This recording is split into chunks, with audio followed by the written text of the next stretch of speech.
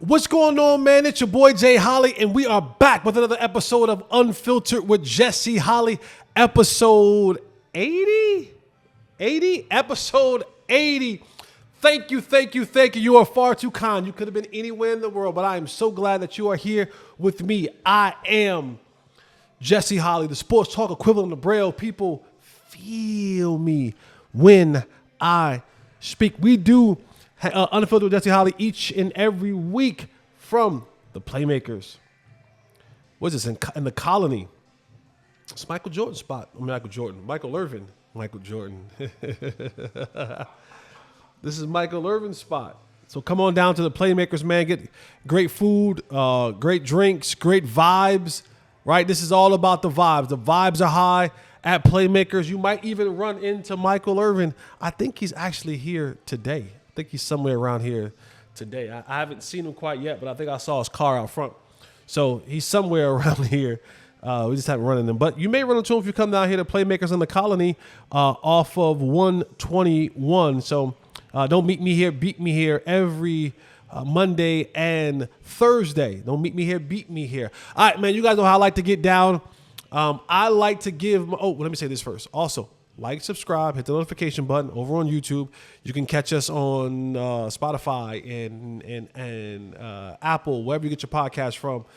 Make sure you following us everywhere at Mr. Fortalone on Twitter, Fanatics View on Twitter and Instagram, Unfiltered with Jesse Holley on Instagram, on Facebook, and on Twitter. Go and like, comment, leave a comment, comment in the sections. We outside doing that. And then put me in your group chat. I want to be in the family group chat, the small men's group chat, the small women's group chat. I want to be in the girls chat. I want to be in the boys. I want to be everywhere you are. I want to be a part of your family.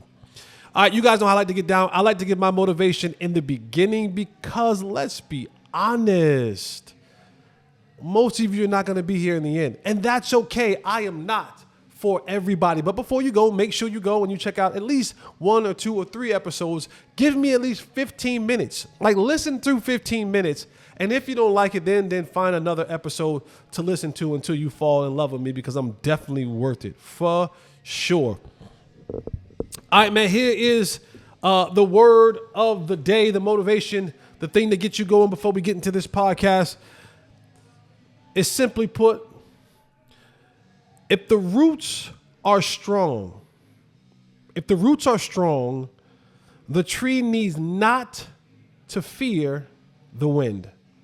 If the roots are strong, the tree needs not to fear the wind.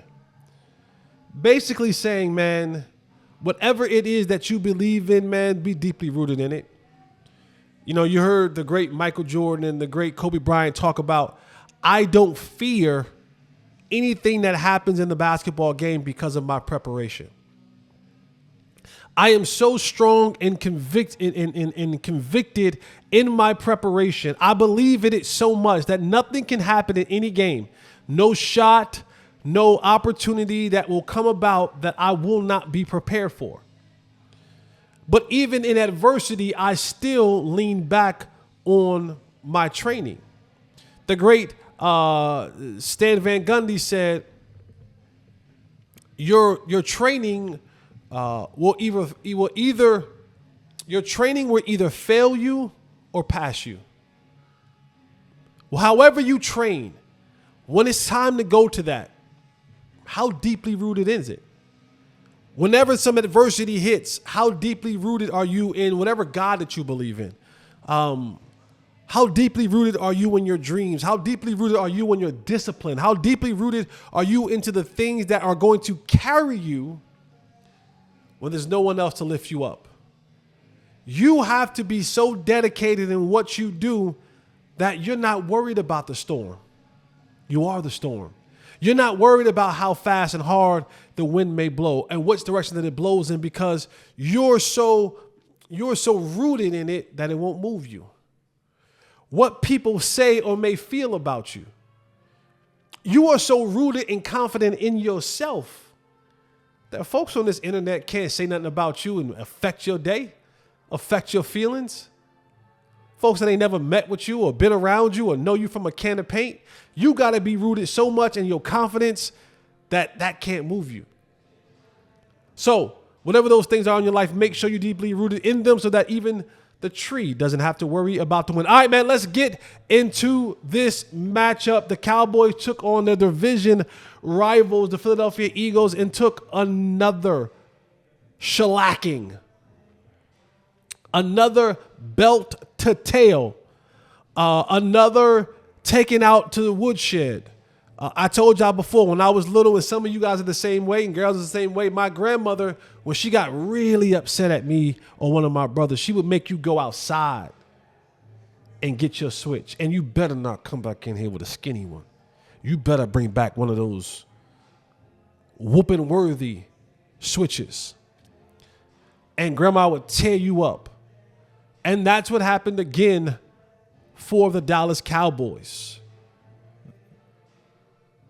The Philadelphia Eagles made the Cowboys at home go out and get the good switch. You better not come back in here with that little skinny twig of a switch. That's how my grandmother talked. She would grind her teeth together and you better not come back in here with another. And Nick Sirianni and Jalen Hurts and Saquon Barkley, they then commenced to give the Cowboys a third leg. And I'm not talking about that leg. I'm talking about, or 3 feet, however y'all want to say. I'm talking about the two that they got and the one that they put in their tail. Because they broke foot off in the Dallas Cowboys. And let me just give you some quick stats that are more than concerning. And it might make you want to turn off after you hear these things. But in the last 5 home games, this is dating back to the playoff game against the Green Bay Packers. In the last 5 home games, thank you for this stat, Bobby Belt. Entering the fourth quarter, the Dallas Cowboys in the last 5 home games, entering the fourth quarter, have trailed. They have lost these games as well. But let me give you the scores. In Green Bay, entering the fourth quarter, they were down 41-16.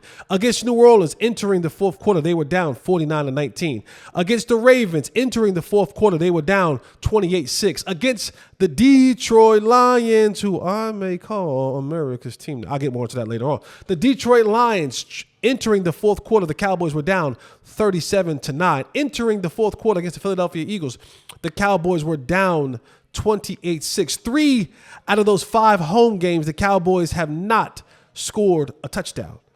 In the last 2 games, the last 2 home games for the Cowboys, they have 10 turnovers and 0 touchdowns.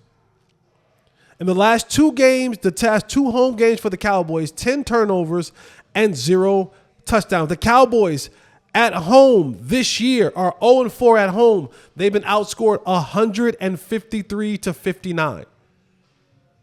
They've been almost outscored by 100 points this year at home games. The Cowboys have had 3 home game losses by 25 plus points, tied for the most in franchise history. The Cowboys also in yesterday's game threw the ball for a combined 49 passing yards, the fewest in a game since 2001 against the Bucs, where they had 28 passing yards. The comedy of errors, the first time in franchise history on the losing end, has just continued to mount up for the Dallas Cowboys. And I do want to make and have a personal conversation, slight lightweight and attack on all of you, because there are some of you that were in the comments. There are some of you that hit me up on Twitter. There are some of you that hit me up on the chat rooms on all the other shows that I do. And there were a few of you, and there are still a lot of you who are haters of Dak Prescott. And cool, feel how you feel. I'm not here to change your thoughts or feelings on anything that you want to feel. Those are your feelings and your thoughts. Damn it, you have them.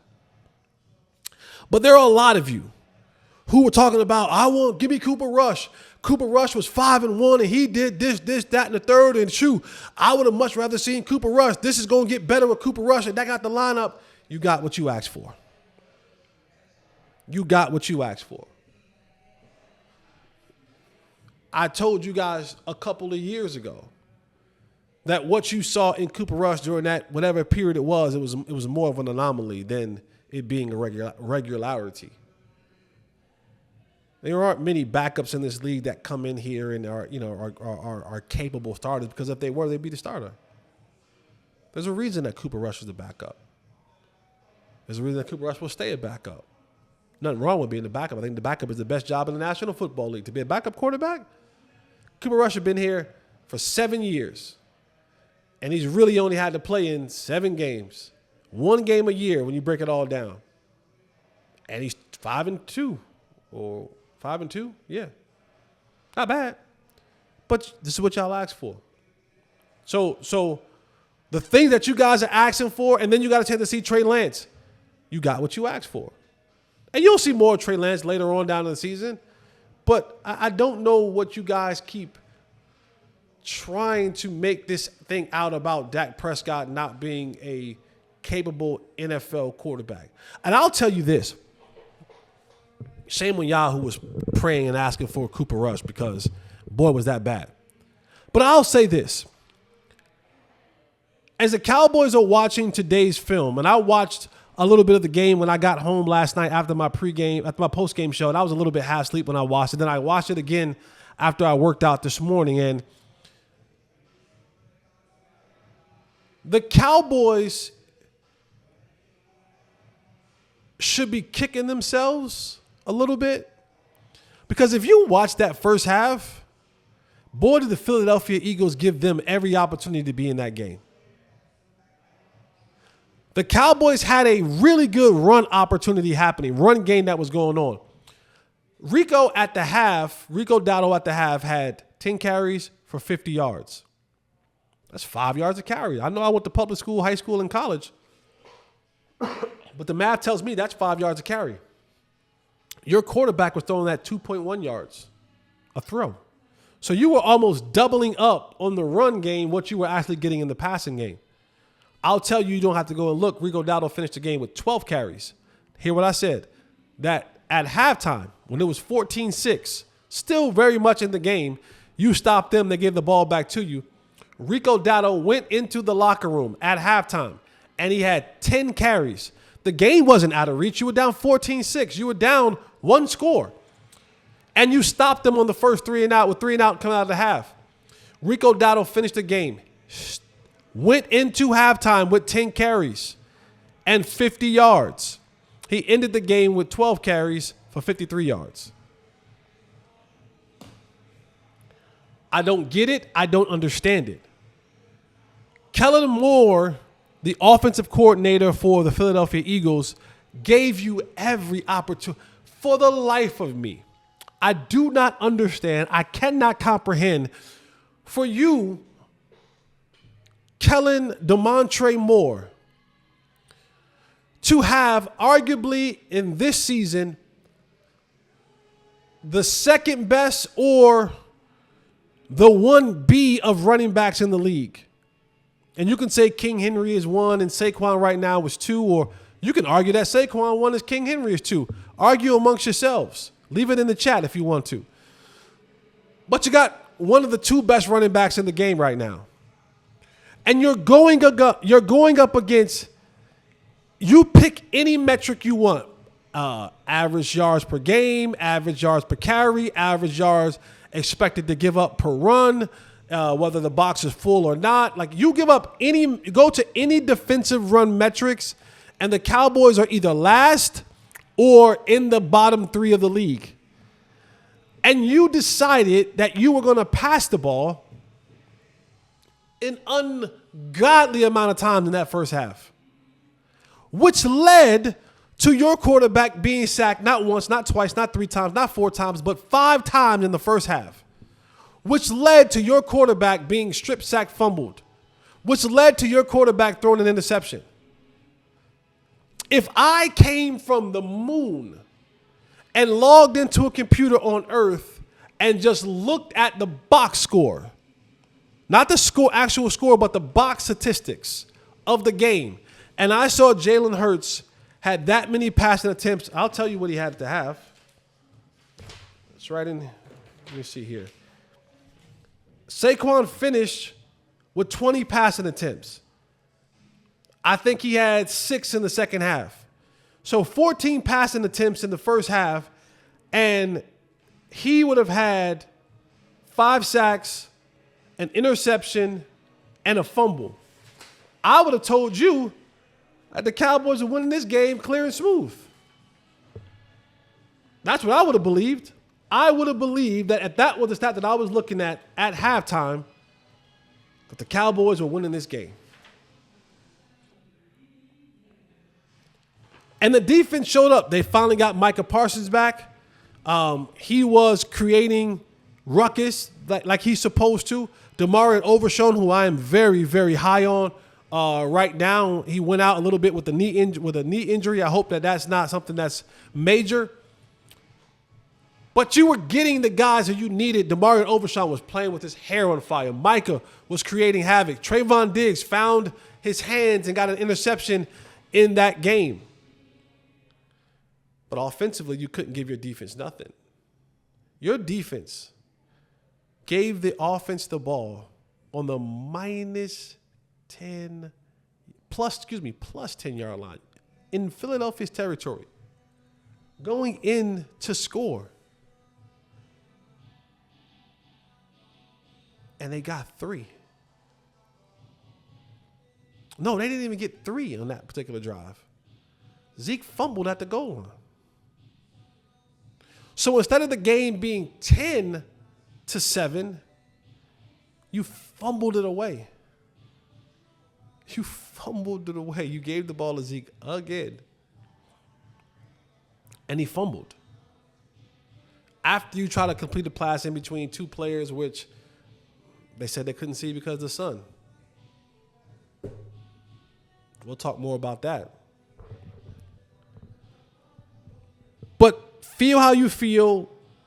This football team is bad. It is bad, and if there's light at the end of this tunnel, it's a train. That's the light. Get off the track. There is no light at the end of this tunnel. Or that light is the season being over. Which then again, I don't know how much light that really is, because you get to go back into an offseason with an already front office that won't particularly do what you need them to do to acquire the talent. I don't know, and maybe we blame this on Brandon Carr. I don't know who else to blame it on, but something has spooked them so bad. And the last free agent signing that they had was Brandon Carr. That was the last big money free agent signing that they had, where they went out and they spent a ton of money. Again, and they used him to do something. They brought him in to play a different style of defense, which is crazy to me.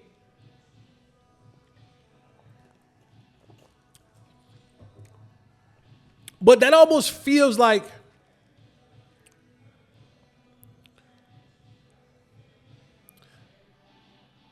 the front office needs therapy.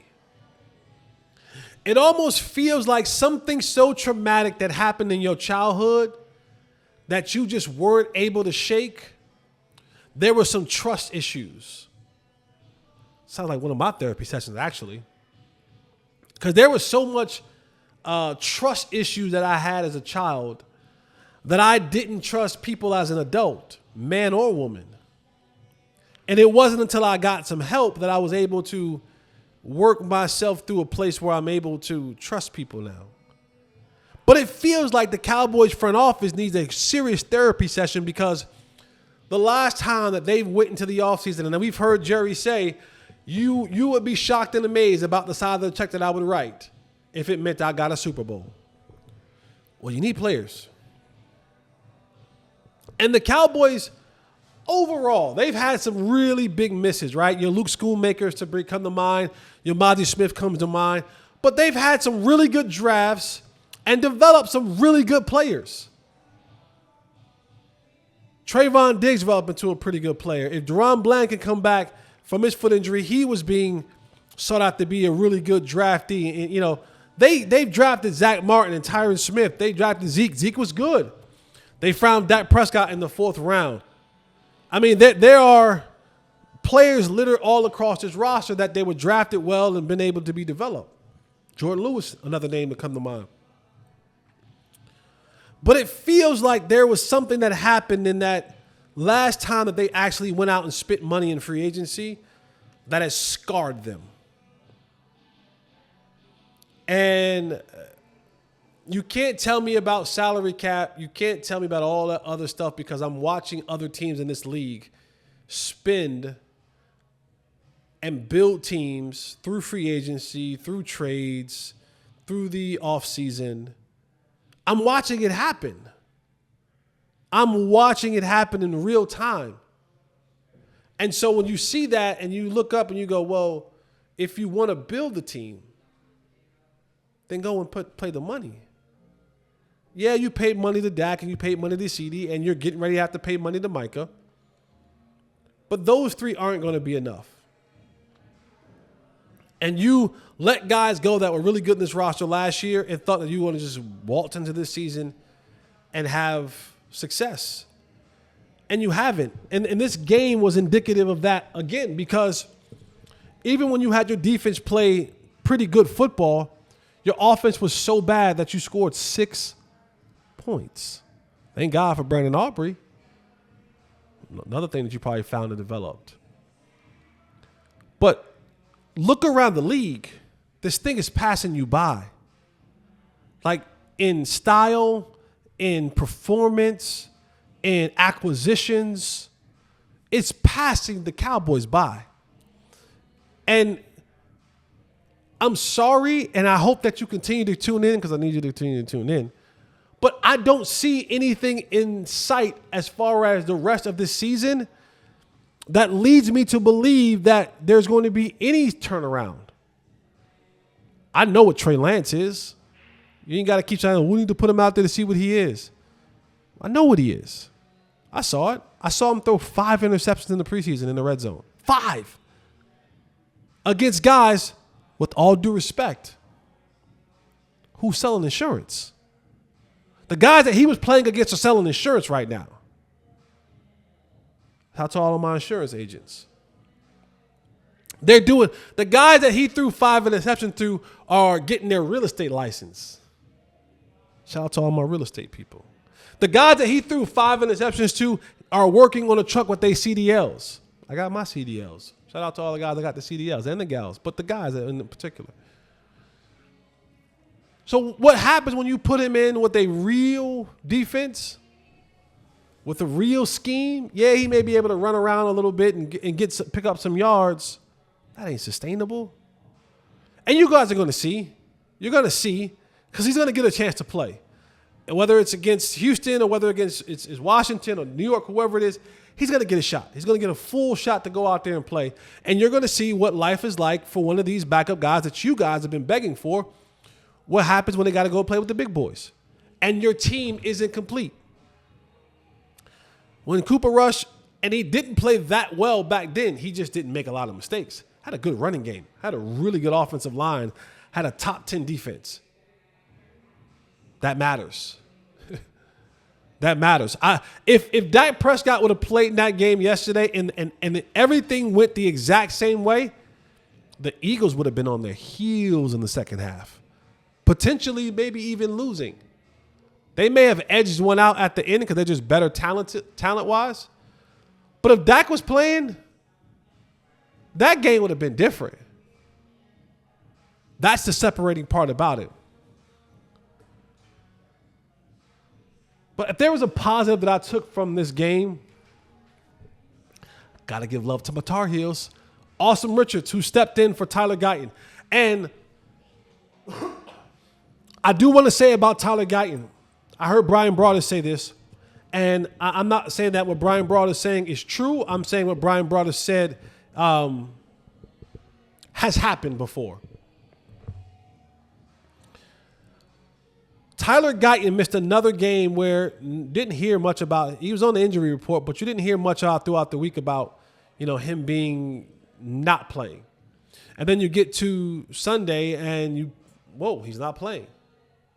Second time this year that this happened. Before with the knee, and now this one was like a neck, shoulder, stinger type situation. And Brian talked about the toughness from a kid that comes from college to the league.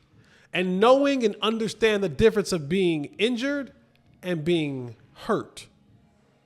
You see, when you hear the term all the time about becoming a professional, that just doesn't mean to do the right things, stay out of trouble, eat your vitamins and say your prayers. No. Being a professional also undertakes the thought process of knowing the difference between being injured and being hurt. Because, see, injured means you can't play. Hurt is what Zach Martin is right now. Now, that may be affecting his play, but Zach Martin is hurt with the shoulder arm injury. Injury means he can't play. And there may be some toughness called into question when you look at Tyler Guyton. And maybe some of that is youth, not really understanding how to push through things like that. I tell you time and time again, they got some good drugs over there in those football facilities. But for his sake, being able to go out there and play and help your team. Now, if you can't go, you can't go. But there's a huge difference and distinction between being injured and being hurt. Everybody hurt. It's week 9. What we at? Week 9, week 8, week 8, week 9. We're at the midpoint through the season.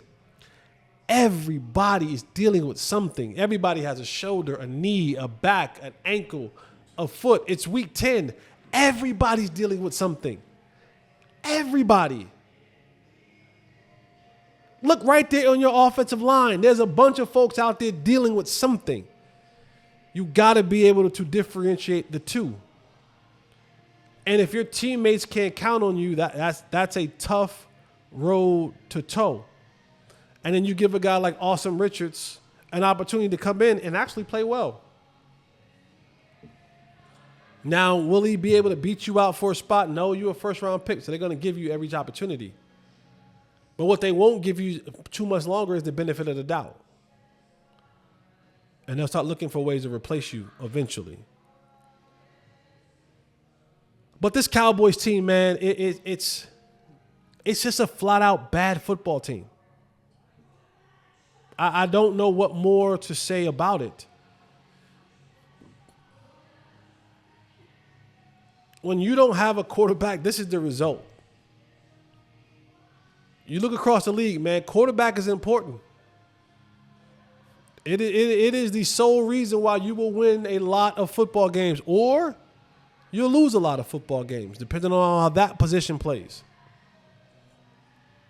And this team is bad. And I hope it wakes up the front office. I hope that they're able to look at this and say, we need better. We need to change. And of course, inevitably, we begin the conversation now about the clock is on. With 7 weeks, 8 weeks left in the NFL season, how much longer will Mike McCarthy be employed? Leave your thoughts in the chat. How many more weeks do you think? I personally think, and Jerry has come out and he says, I regret firing Chan Gailey and I regret firing Wade Phillips in the middle of the season. I still regret those in-season firings.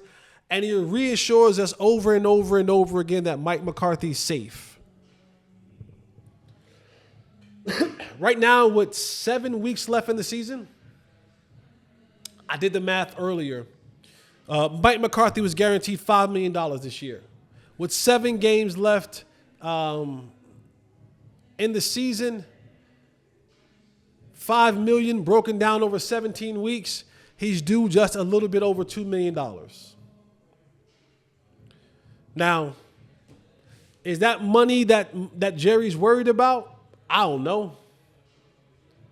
But if you have a guy that you felt like he has lost the locker room, which I think he has, let him go. Let him go. Put someone else in the interim spot for the last couple of weeks and just ride it out with that. Maybe you make Zim your interim head coach and then appoint Al Harris your defensive coordinator. Give Al Harris a look and see what he looks like at the defensive coordinator spot. But you would be, in my opinion, a plumb fool if you think that at the end of this season, if not before, this is like the last year for Mike McCarthy. There's no way he can come back. You will lose a ton of people in your fan base, and you will lose whatever locker room you had left. And that's been the topic of discussion today on when does the Black Friday or Monday or whatever day that Mike McCarthy will lose his job. I said November 29th. That's one day after Thanksgiving. That heads into the bye. That mini bye that they have that weekend after coming off that Thanksgiving game, it gives you a couple more days to kind of prepare for what the next week will have. And then you'll have 4 games or 5 games in December. You can start your search. You can get a good look at some other guys on your staff. I mean, what's a couple dollars, right? To Jerry. And speaking of, let me do the CD comments first. In that game, you saw a play in the game where CD was thrown a pass and it went between 2 of the defenders, and then you see CD kind of go like, I couldn't see it. Then he came out after the game and they asked him about it. And he said, I couldn't see the ball. He said, was it the sun? He said, yeah, most definitely. And the reporters asked CeeDee Lamb about, how do you feel about, are you in play or are you game for a curtain being put up? CeeDee said emphatically 1,000%. So the reporter asked CeeDee, well, why don't you say anything, to Jerry about it? And he's like, this is what you guys are doing for me right now. Like I'm telling you that I don't, like, it's a glare. It's there. And Jerry vehemently denies it and tells you it's a 50-50 thing that the other team has to deal with it as well. It's an advantage that he thinks that the Cowboys have, whatever. But it's clearly an issue. And, not cutting him any bail, because I know a lot of you say they do it for monster trucks and concerts and boxing matches. And I'll tell you that once those places rent out the stadium, they have the option not to put the curtain up. They decided they want to put it up.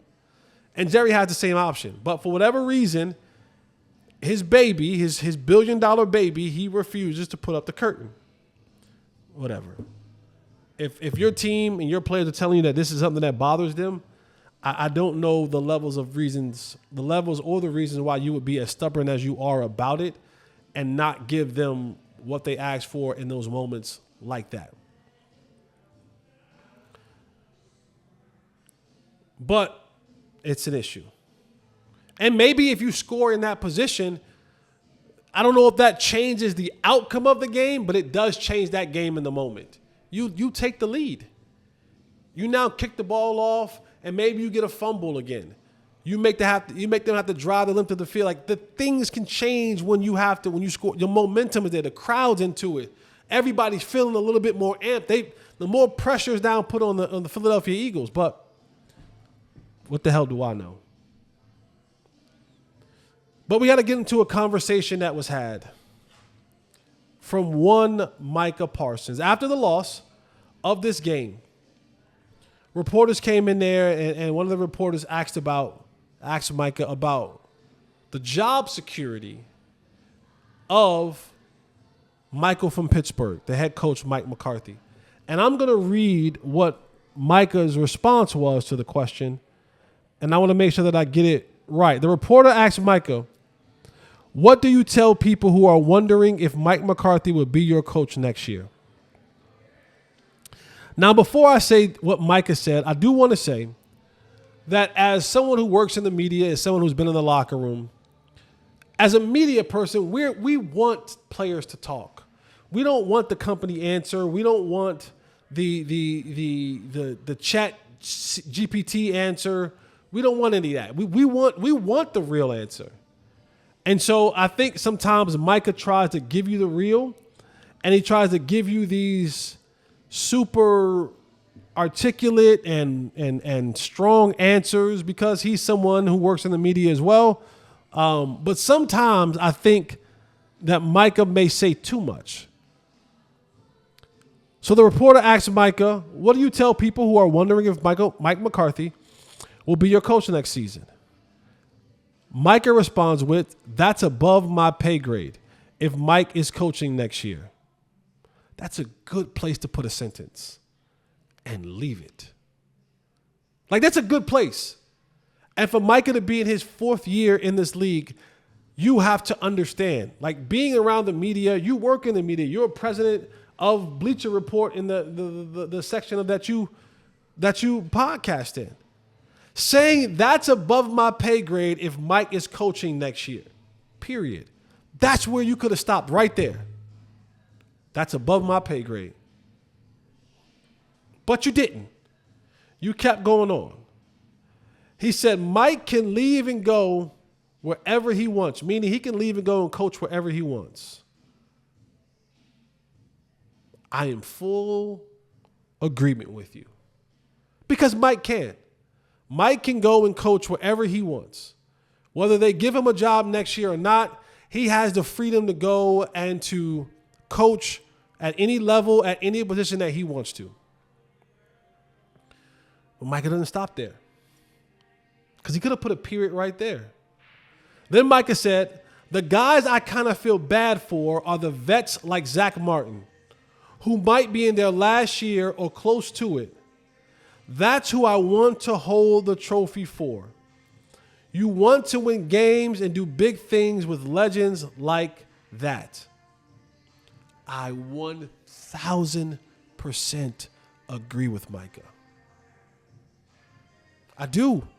As a player, yeah, you'll run through a wall for certain coaches. But I play for my guys. I play for myself first and my family, but then the guys who I'm in the foxhole with. Shout out to all the veterans out there. Happy Veterans Day. But I pray for I play for the man to my left and to my right. I pray for the guys that are putting on out here on the field. And Micah could have put an exclamation point, period, right there. But he didn't. And he kept going. And he said, you want to win for guys and do big thing with legends like that. Guys who put in more time and work. Guys who put in more time than work than Mike McCarthy ever did. That's where we part ways. That's where we part ways. Because now to me, it feels and seems like you are throwing shade, taking shots, throwing your head coach under the bus. And it's always context matters, what you mean versus what you said. I listened to the audio interview of it, but I could not help but think, you didn't speak this way about Dan Quinn. You said you're willing to go with Dan Quinn anywhere. You might go with him wherever he goes. You spoke high praise of Dan Quinn. Now, I'm fine with you saying that's above my pay grade. Mike can come and go as he please. I get it. I'm with you 1,000%. You are absolutely right. But when you start talking about whether someone works hard or more than someone else, that to me is when they took a personal shot. Now, I'm not in the building every day, all day like you are, and those are on the team. But there's just certain things that you shouldn't say. To quote my good friend Newey Scruggs, you didn't need to bring a log to the fire. It is already burning and hot in the locker room in the facility of the Dallas Cowboys. You didn't need to bring a kerosene, excuse me. You didn't need to bring a kerosene-soaked log to the fire. and just toss it in there. Because however you want to play it, it's you have to deal with the media. It is what's going to be looked at and how it's analyzed. Because I start thinking about, boy, I remember when Mike McCarthy was on his way out of Green Bay, people talking about how hard he didn't work. I thought it was a personal shot towards the end. I thought the first half of that statement was so true, and I agree with it 100%. And then the other thing that bothered me is this. And I want to make sure I get this right as well. So after Micah says that last night and the quotes begin to go, of course, and all the A blocks on all the national shows, the Cowboys are in there. And when it rains, it pours. When you lose real bad. And so they picked it up. And it was on Get Up. And Rex Ryan had things to say. And Damian Woody had things to say. And Harry Douglas and you name it, guys all across the networks had things to say. And then the rabbit ears took place again. And Micah made a big comment at Harry Douglas. He then made a big post at Get Up telling them to be better. But then here's the part that gets me. At 9:15 a.m. today, or when you see this, yesterday, Micah tweets at 9:15 a.m. I will address this today! ! Then he added BR Gridiron at Bleacher Report. Time for the truth and the real facts. Tune in to The Edge today. The Edge is his podcast that he has on Bleacher Report. At 9:15 a.m. Now, I host shows at the Dallas Cowboys practice facility at the Star. I eat in the lunchroom. In the lunchroom, they have up these big TV boards and it has a schedule on it. And it had all of today's schedule on it. And I just could not help myself. And y'all guys can say that I'm exaggerating or whatever. But I couldn't help myself that when I read this at 9:15 this morning, and then I happened to look up at the practice schedule that they have on the TV screen, I thought to myself, here's my problem. For me, the problem for me is this is now in your mind for the rest of the day. I'm sorry. I know when I have something that I'm like, man, I can't wait to get to the pod. I can't wait to get to the pod because I'm gonna say, boop, boop, boop, boop, boop. I've had those days. I've had those days where I was just steaming inside to get these takes off. And then sometimes you want to tweet through it, but I'm like, nah, they got to hear me say this. I'm gonna tell them what. It's been on your mind all day long. So when you should be solely focused on how to get your team prepared to beat the Houston Texans or breaking down the film from yesterday's game or doing whatever you got to do to get this team right at 9:15 in the morning, you worried about a podcast later on tonight. So subconsciously all throughout the day, because I know that there's TVs on and you're on social media and you're reading it and your people are commenting to you. So you're not getting away from it. You're seeing it in the TVs in the training room, TVs in the locker room, TVs walking down the hall, TVs in the food court. You see it, TVs in the weight room. So it's constantly playing. You have your phone in your hand, so you're constantly looking at it on Instagram, on TikTok, on Twitter, and all these other places. So in your mind, there's no way that you fully committed to going to get solutions on how to fix the problem that you have on this football team. Your focus is now on getting to your podcast so that you can bark back at the national media. Now, I don't care who and what has a podcast, but you also have the right to remain silent if you so choose to. It's these things that I sometimes think about, and maybe it's the old man get off my lawn aspect that I have, but thinking about getting on the podcast to speak your truth, to talk your talk, to walk your walk.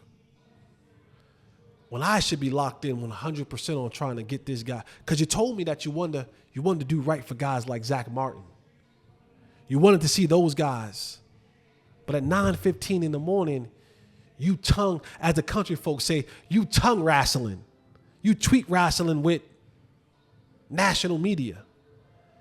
And you focused on getting to the crib to get on your podcast to say what you got to say.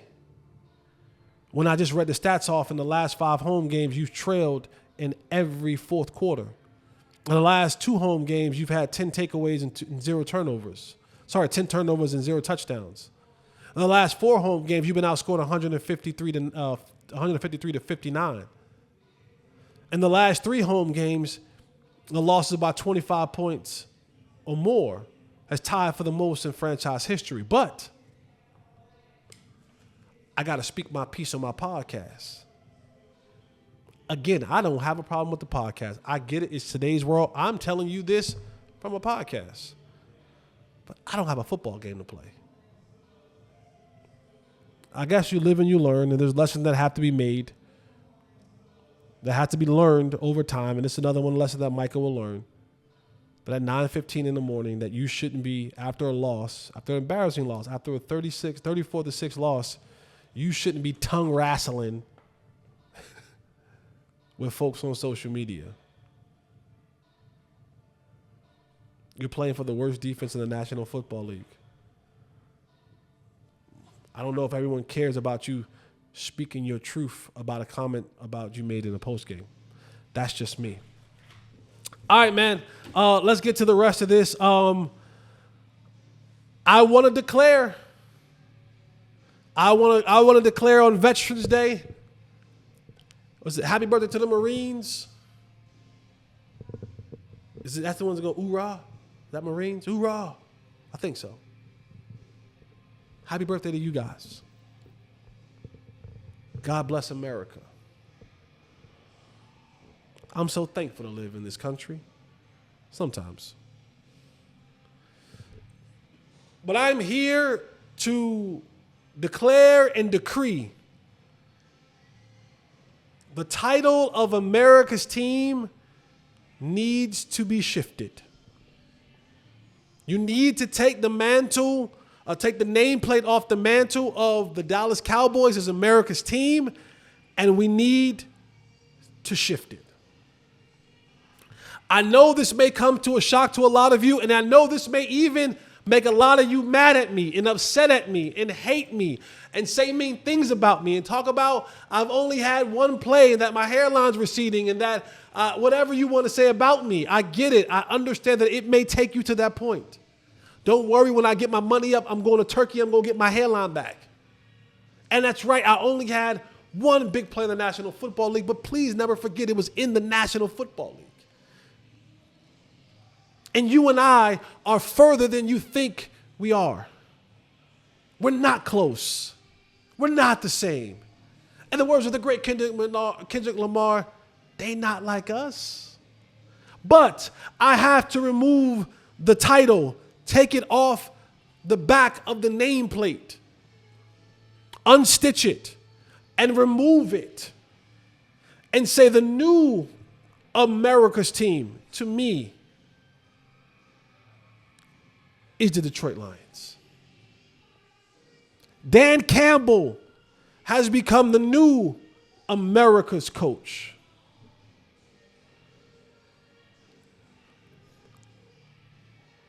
What Detroit is doing right now, if you watch them in that fantastic Sunday night football game,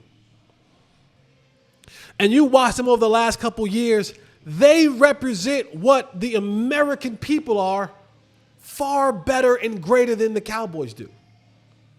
They're gritty, they're tough, they're resilient, they continue to fight and find a way. They came from nothing. They came from nothing and they found themselves being a competitor, brick by brick by brick. They are the American dream. They drafted, they acquired, they developed, They gave coordinators their first opportunity. Aaron Glenn, never been a defensive coordinator before. Defensive coordinator. Ben Johnson, a career backup quarterback. Offensive coordinator. The GM, Brad Holmes. Stamp. First-time head coach, Dan Campbell. Brick by brick by brick, talking about taking an opportunity and seizing the moment. They didn't start off that way. It was a little rocky at the beginning. But the Fords say, in the knee-biting Dan Campbell, we trust. And they fought, and they fought, and they figured it out.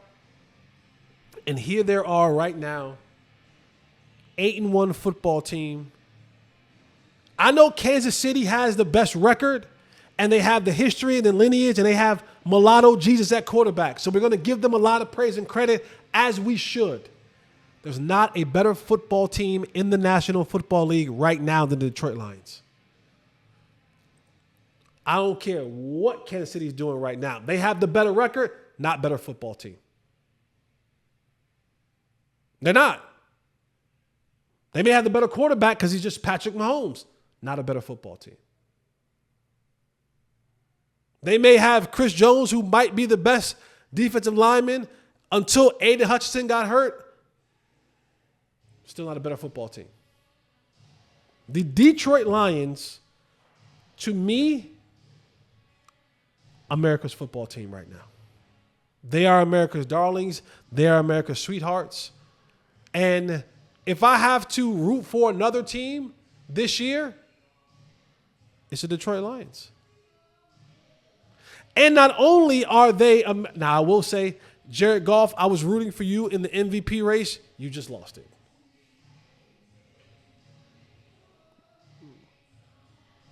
Only way you come, you got to have another, you have to have a 500-yard, 5-touchdown game.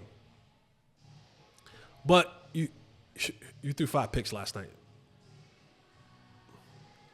You're done. It's a great story, but the odds of you winning MVP, you just lost them. You lost the game that you could have continued on your march. You threw 5 picks. You fell in the rankings to me with that.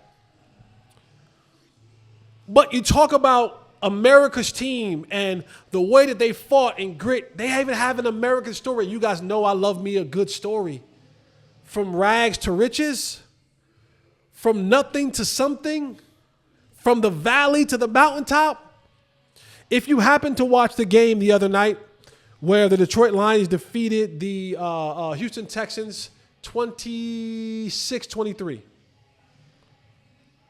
A last-second field goal made by their kicker, Jake Bates. And you're probably saying, what the hell does this have to do with anything, Jesse?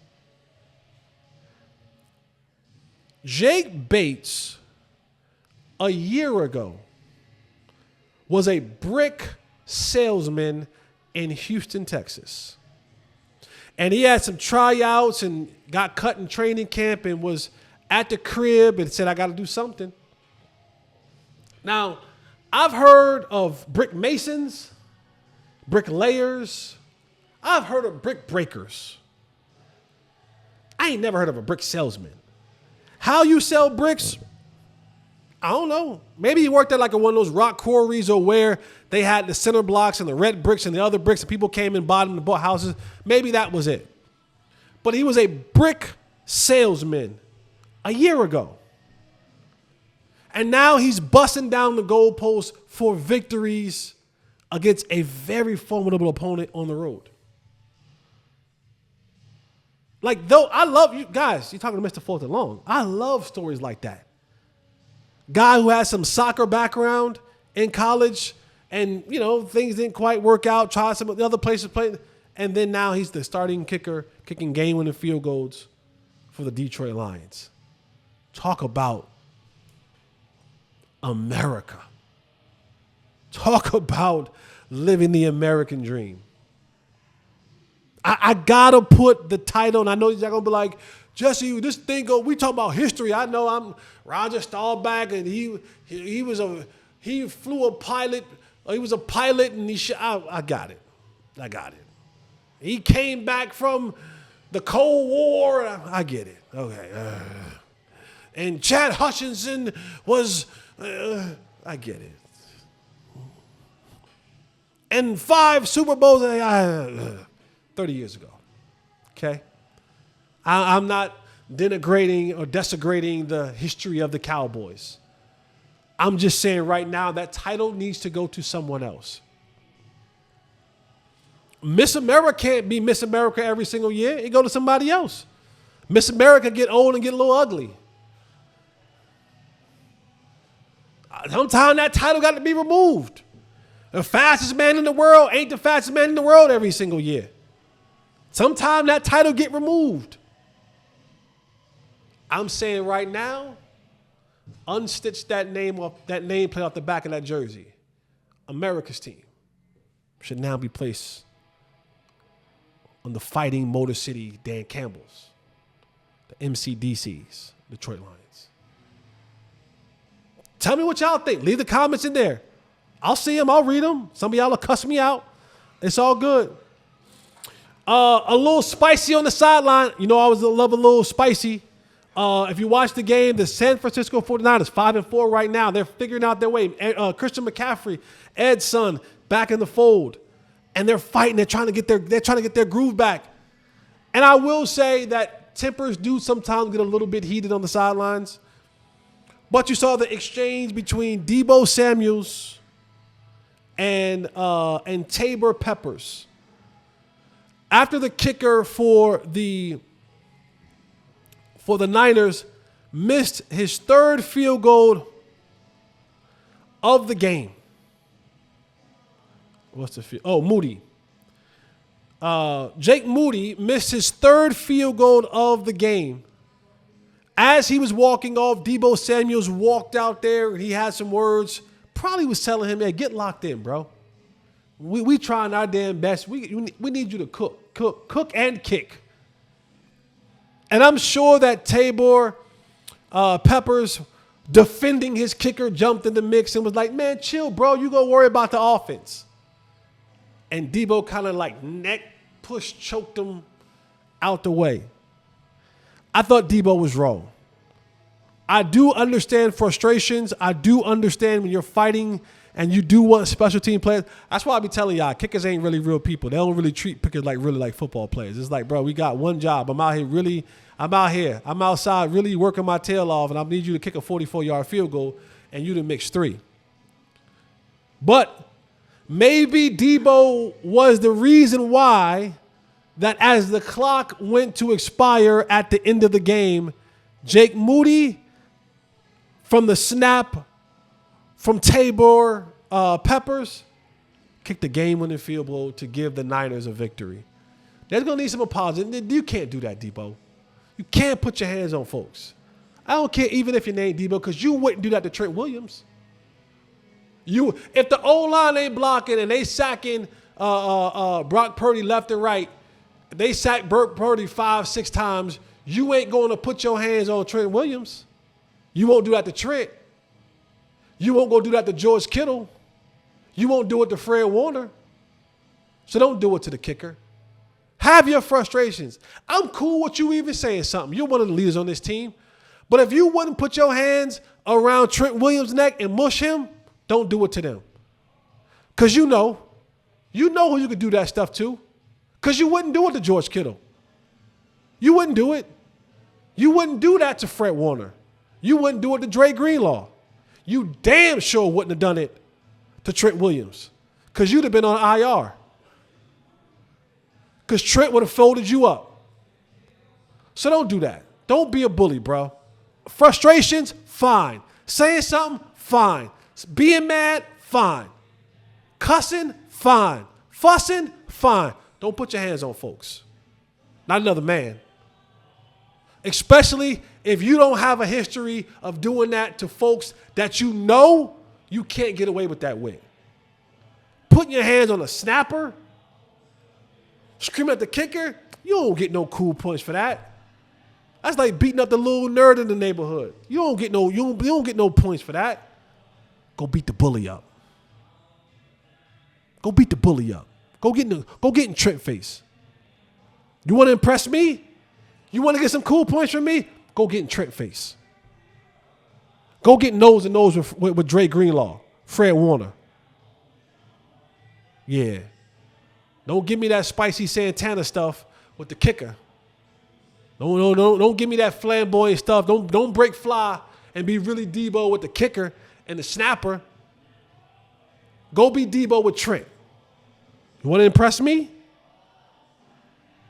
Go mush George Kittle. Go mush Dre Greenlaw. Then come talk to me. All right, we're going to end with this right here. I ain't talked about it in a while.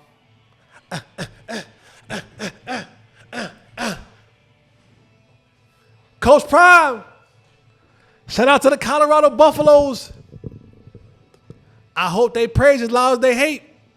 Because y'all was hating on them last year. Y'all said Coach Prime overrated.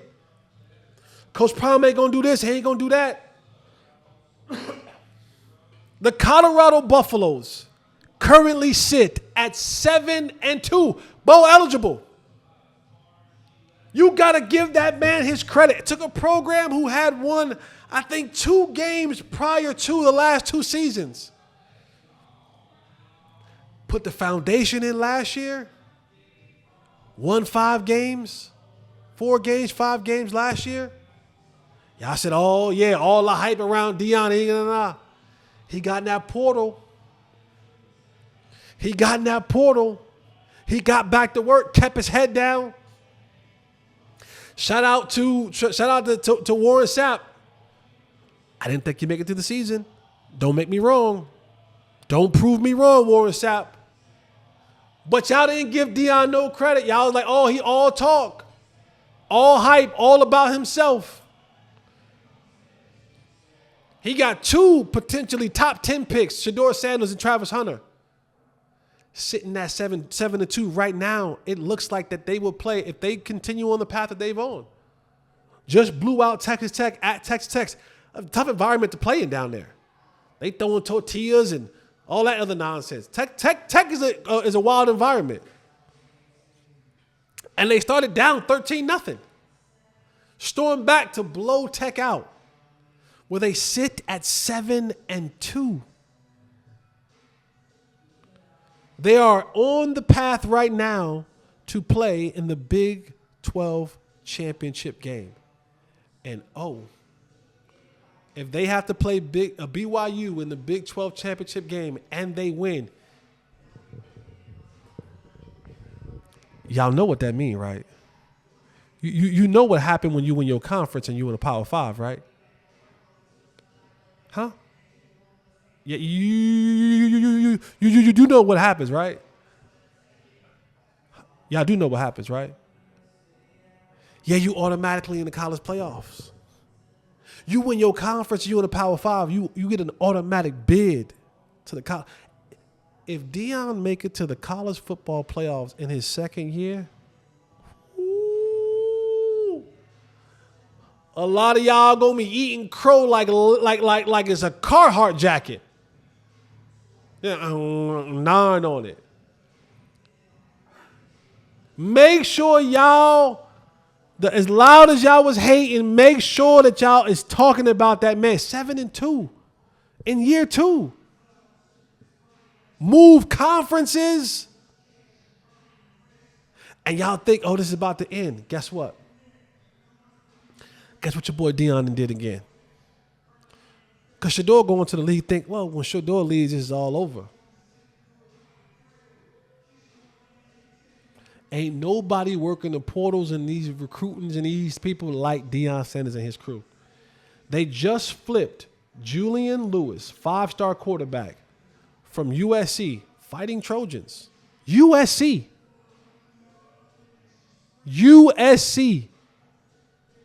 They flipped him. He's now committed to Colorado. Flipped him.